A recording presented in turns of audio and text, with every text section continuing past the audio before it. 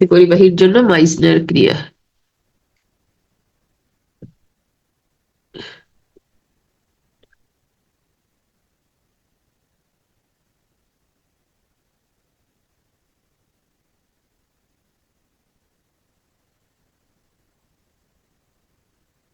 তাহলে অতি পরিবাহিতার জন্য মাইসনার ক্রিয়া।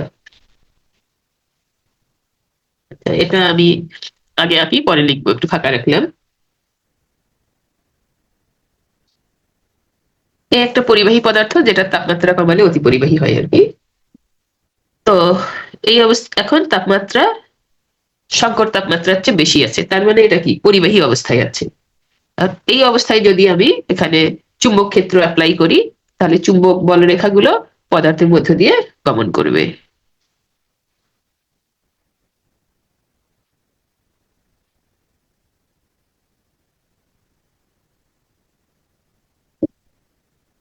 এখন আমি এই পদার্থটাকে শীতলীকরণ করলাম।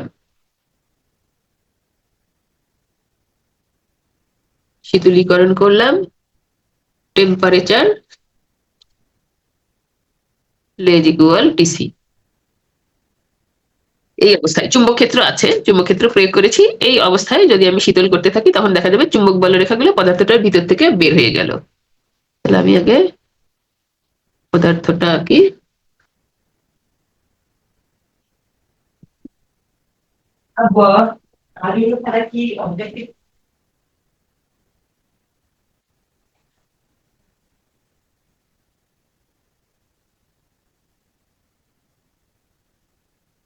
তাহলে চুম্বক বলরেখাগুলো বের হয়ে গেল।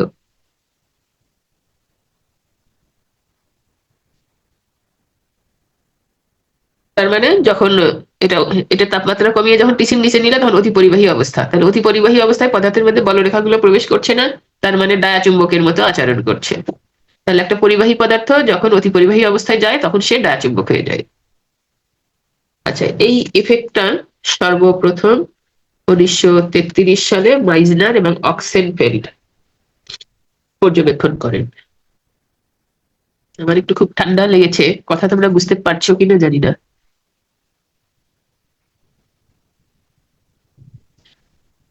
তাহলে মাইজনার এবং অক্সেনফেল্ড এত সালে প্রথম পর্যবেক্ষণ করেন যে একটা লম্বা একটা অতি পরিবাহী পদার্থ, সেটাকে এই চুম্বক ক্ষেত্রের উপস্থিতিতে তাপমাত্রা কমিয়ে যখন সংকট তাপমাত্রা অথবা তার নিচে আনা হয়, তখন চুম্বক ফ্লাক্স গুলো ওই পদার্থটার ভিতর থেকে বেরিয়ে আসে। এটাই হচ্ছে মাইসনার ক্রিয়া।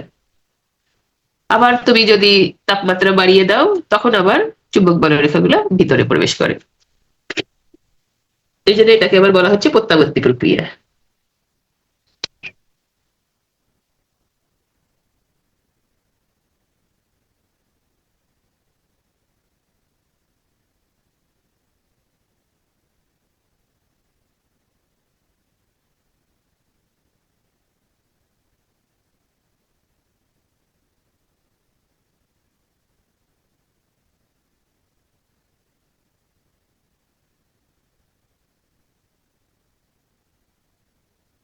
একটা চুম্বক ক্ষেত্রে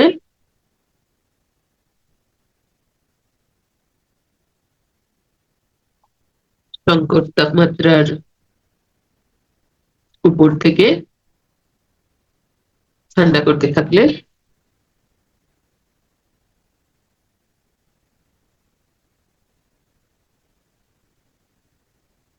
চুম্বক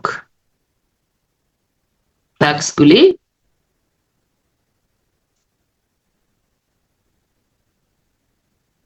সংকট তাপমাত্রায়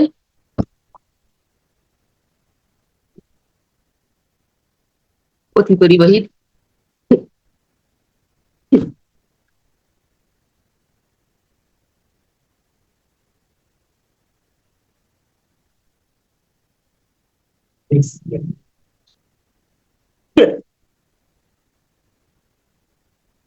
অতি পরিবাহীর ভিতর থেকে বেরিয়ে আসে।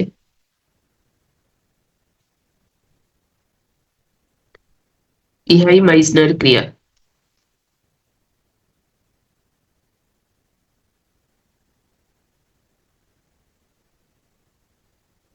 এবং এটি একটি প্রত্যাবর্তী প্রক্রিয়া। তার মানে তাপমাত্রা যদি তুমি আবার বাড়াও তাহলে চুম্বক ফ্লাক্স গুলো আবার প্রবেশ করবে।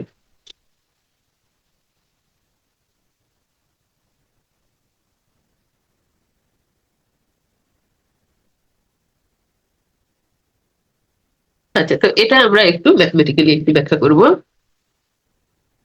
এখন অতি পরিবাহী অবস্থায় অতি পরিবাহীর অভ্যন্তরে অভ্যন্তরে কোনো ফ্লাক্স নাই, দেখছো কোনো ফ্লাক্স নাই, তার মানে ওখানে চুম্বক ক্ষেত্র শূন্য, কারণ চুম্বক ফ্লাক্সই তো চুম্বক ক্ষেত্র উপস্থাপন করে। তাহলে অভ্যন্তরে বি শূন্য। আচ্ছা, বির সাথে applied field H A R 4 pi M, B equal to H plus 4 pi M, B এর রাশিমালা এটা। তার মানে এখান থেকে যদি এম বের করো, এম হবে মাইনাস, আচ্ছা এইচ এ -4, আচ্ছা জাস্ট সাইড চেঞ্জ করছি আমরা, 4 pi m equal to minus h a, বা এম বাই এইচ এ যদি বের করো -1/4 পাই। এখন এম আর এইচ এর যেটা রেশিও, এটাই হচ্ছে সাসেপ্টিবিলিটি কাই। তাহলে কাই হচ্ছে এখানে ঋণাত্মক, -1/4 পাই, মানে 1/4 পাই এর মান যাই হোক না কেন ঋণাত্মক এটা। এখন সংবেদ্যতা ঋণাত্মক মানে ডায়াচুম্বক ধর্ম সেটা, অর্থাৎ অতিপরিবাহী অবস্থায় ডায়াচুম্বক গুণাবলী প্রদর্শন করে। ম্যাম সেটা বুঝতেছে না, এক্স নাকি ল্যামডা?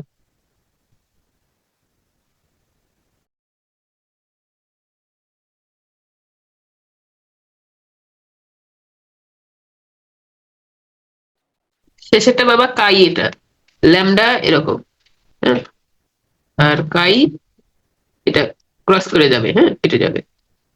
কাই বি এর রাশিমালা হচ্ছে H+4 পাই এম। আচ্ছা, এখন কেন?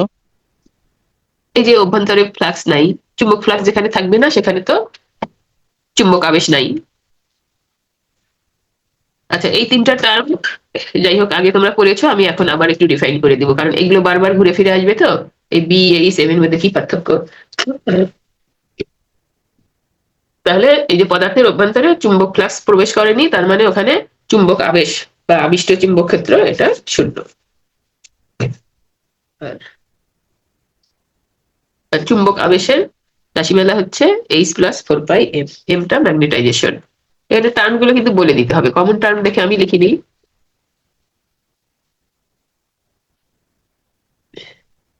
তাহলে ফাইনালি আমরা পেলাম সংবেদ্যতার রাশিমালা ঋণাত্মক।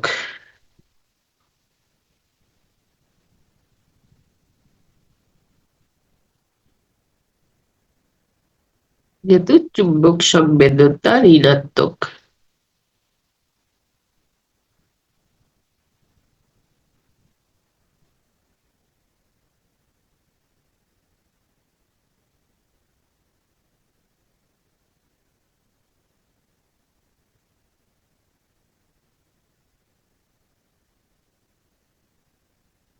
প্রদর্শন করে।